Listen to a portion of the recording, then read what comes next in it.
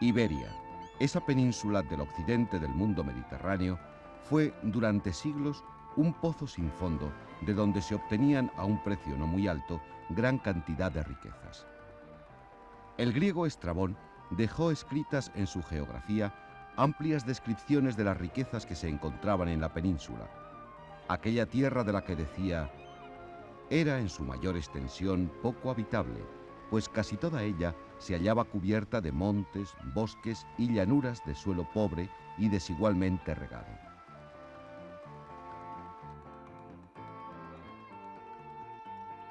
Tierra que allí donde se podía estaba cultivada con gran esmero y que para recreo de la vista presentaba arboledas y plantaciones de todas clases.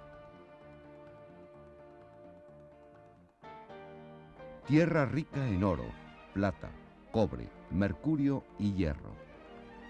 Tierra que producía trigo, leche, mucho vino y aceite, los mejores del mundo antiguo. Que daba cera, miel, pez, mucha cochinilla y minio. Tierra de extendidos bosques. Tierra que producía lanas que eran más solicitadas que las del Cáucaso. La abundancia de ganados de toda especie, caballos, cerdos, ovejas, jabalíes, gamos, ciervos, es allí enorme, así como la caza. Hasta ahora, ni el oro, ni la plata, ni el cobre, ni el hierro se han hallado en ninguna parte de la tierra tan abundantes y excelentes. Todas estas riquezas iban a parar a Cartago, a Atenas o a Roma a través de este inmensamente azul Mediterráneo. En barcos hechos de la madera que se obtenía de los inmensos bosques que poblaban nuestros montes, de madera de los robles de Sierra Nevada y de Cantabria, de abetos de los Pirineos, de los pinos de nuestros litorales, de hayas, de ciprés o de enebros que, como decía Plinio, tienen la misma virtud que el cedro y que son muy grandes en España. Era un país que, precisamente por sus riquezas, era de alto valor estratégico y como tal fue codiciado por unos y por otros. Por romanos, cartagineses, vándalos, alanos, visigodos, moros, cristianos, francos, anglos o germanos. Invadiendo, comerciando o colonizando, por medio de matrimonio o de alianzas, unos y otros garantizaron el suministro o el acceso a las fuentes de riqueza de ese emporio que lindaba con el final de la tierra conocida.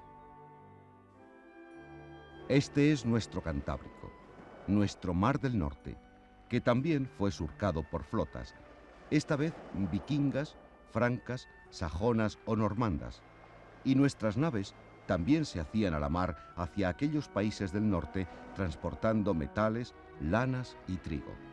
Y sorprenderá saber que durante el siglo XIII y XIV transportaban también materias primas, una en especial, de altísimo valor estratégico, como hoy pudiera ser el uranio. Todo empezó con una guerra que duró un siglo, la Guerra de los 100 años. Al principio de esta larga y cruel guerra, los ingleses derrotaron sistemáticamente a los franceses en suelo francés. La razón, un arma nueva puesta al servicio de la política de guerra. Una de esas batallas fue la de Crécy en 1346. El ejército francés era 3 veces superior al inglés. 10 veces cargó la caballería francesa contra las posiciones de Eduardo III, pero una y otra vez fue rechazada y finalmente diezmada y derrotada. El arma era conocida desde muchísimo antes. Era el arco. Pero las armas inglesas eran algo distintas. Eran más poderosas. Se trataba del arco largo, que sobre él se podía ejercer una fuerza de tensión equivalente a 45 kilogramos, que conseguía enviar los proyectiles a 180 metros de distancia. Fueron los misiles de la Edad Media. Hoy los arcos se construyen con aleaciones metálicas y materiales sintéticos que permiten ejercer tensiones de hasta 50 kilogramos. No es fácil imaginar hoy a 7.000 arqueros capaces de lanzar cada uno de ellos una flecha cada 3 segundos, o lo que es lo mismo, 20 flechas por minuto. A una distancia de más de 150 metros, las masas de guerreros que atacaban las posiciones inglesas podían recibir en tan solo un minuto una lluvia mortal de 140.000 proyectiles alados.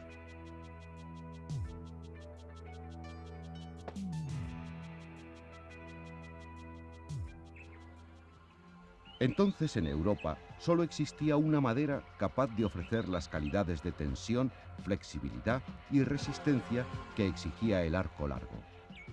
Las de una madera que al tensar la albura fuese lo suficientemente flexible como para que el duramen no explotase. Esta madera en Europa se obtenía de un árbol bien conocido desde antiguo, el tejo. El tejo es un árbol que se mueve entre lo útil y lo misterioso. Un árbol lleno de leyenda y de magia. Un árbol siempre verde que ha sido, símbolo de la vida y de la muerte. Sobre todo de la muerte. Nuestro árbol fue consagrado en la antigua Grecia a Hécate, diosa de los infiernos.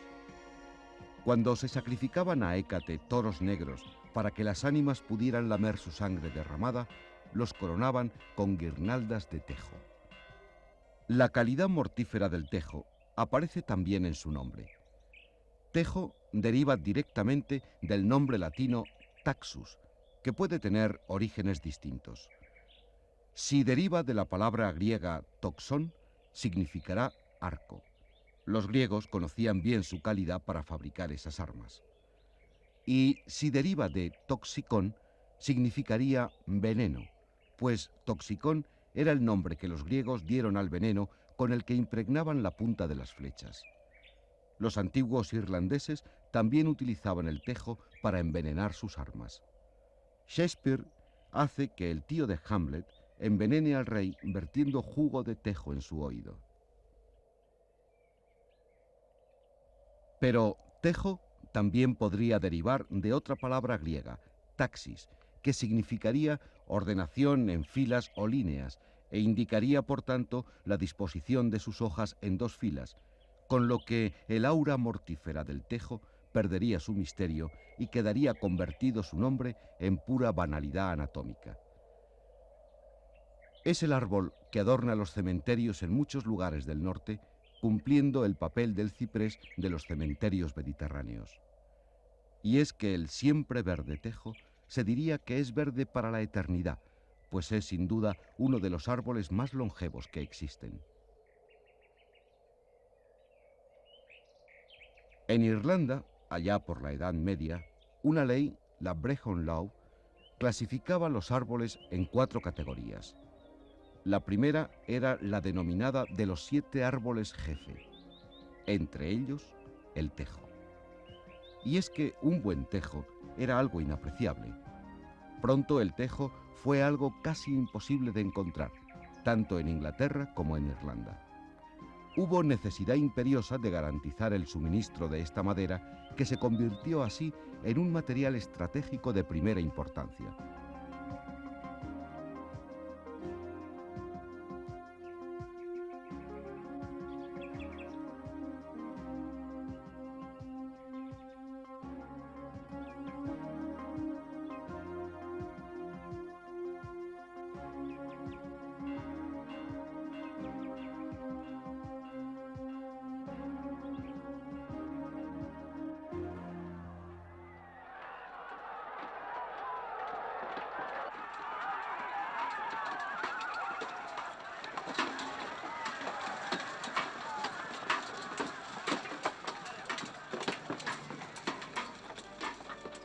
¿Dónde había tejos?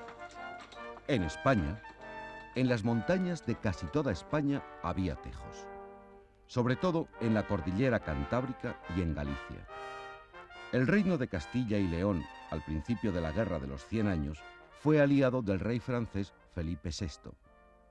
Tras la toma de Calais por Eduardo III de Inglaterra y las derrotas francesas que ya conocemos del Arco Largo, Castilla pasó a ser aliada de Eduardo, rey de los ingleses. Hay quien ve en este cambio de alianzas la eficacia de la diplomacia inglesa para conseguir garantizar el suministro de estas maderas.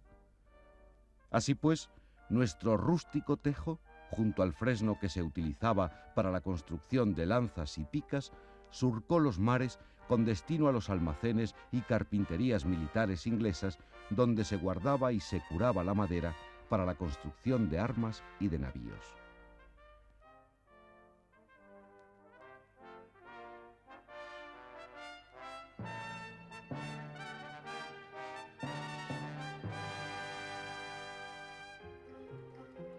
Y nuestros tejos empezaron a escasear.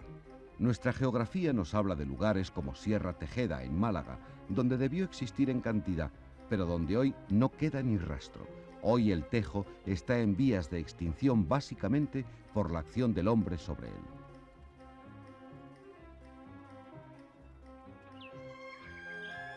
El tronco es grueso, con una corteza que se suele desprender en tiras o planas. De él salen ramas extendidas y casi horizontales que cuelgan a veces en su terminación.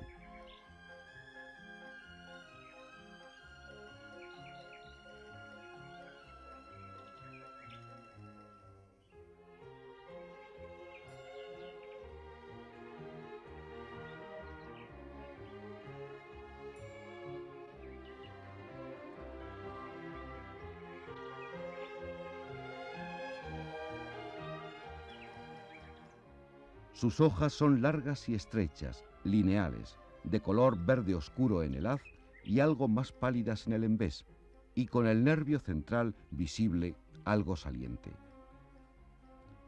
Los tejos machos, pues los hay machos y hembras, producen en la axila de las hojas unos pequeños conos globosos de color amarillento. Son las flores masculinas, si así se las puede llamar.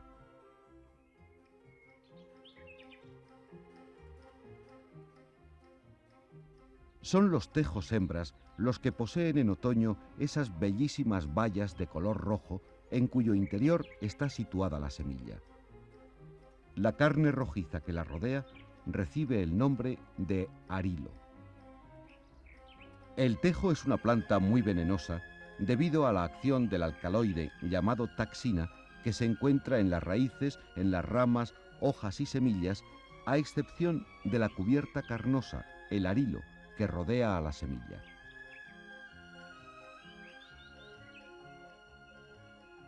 Pero algunos rumiantes, así como liebres y conejos, resisten la acción de la taxina. Pero caballos y hombres, como nos dice Pío Fonquer, sucumben con facilidad de una muerte poco placentera. Ojo pues a los tejos, que entre otras muchas utilidades posee la de ser un bello árbol de adorno que se hace crecer en muchos de nuestros parques y jardines. El tejo es un árbol que normalmente no sobrepasa el porte arbustivo, y cuando lo consigue, su altura media puede ser de 10 metros, y aún así será un ejemplar adulto con algún centenar de años a sus espaldas.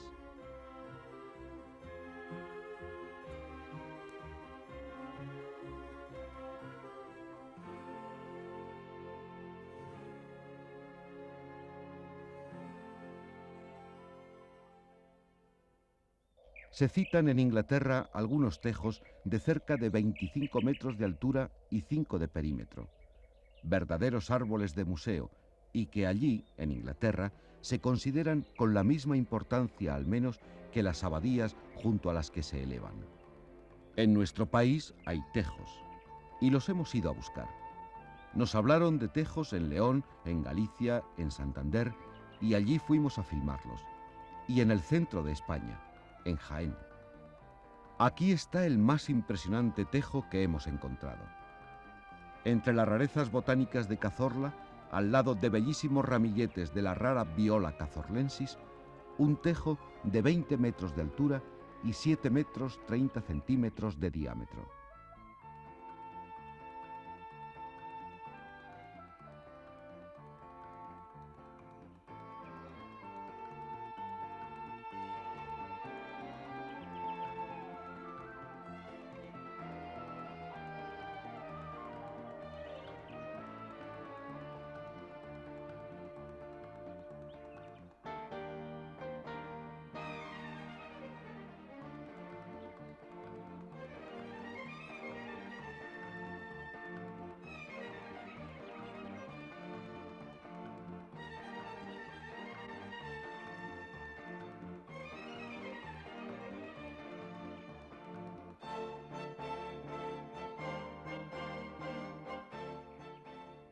Es posible que haya más tejos grandes en España, como el de Puente Deume, pero este es una maravilla. Y nos excusarán que no les digamos exactamente dónde está. Es demasiado importante que siga allí donde siempre ha estado. Desde su sombra, 2000 años de historia nos contemplan. Nuestro tejo, nuestro escasísimo tejo, es un árbol de una importancia sin parangón en nuestros montes.